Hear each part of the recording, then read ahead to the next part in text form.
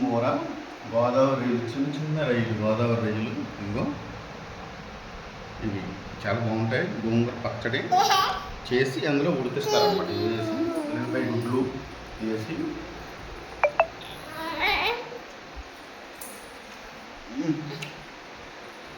చాలా బాగుంటుందండి. ఇప్పుడు సాంబార్ అయితే దీన్ని ఇంకోలా తినదు. దీన్ని ఇలా కలిపి ఇదిగో పప్పు చారు అంటే పెసరపప్పు చారు నీట్గా చారు పెట్టి అందులో కొబ్బరి తురుమ వేసి కొత్తిమీర కరివేపాకు బాగా వేసి ఉల్లిపాయ టమాటా అన్నీ వేసి ఇది కొంచెం వేసుకొని పచ్చడి ఇలా దగ్గరగా కలుపుకొని ఇలా మొగ్గ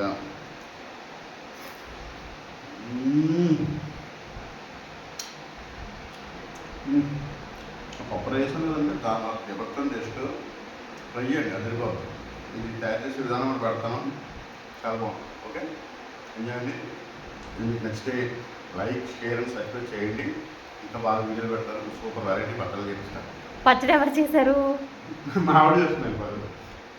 ఓకే.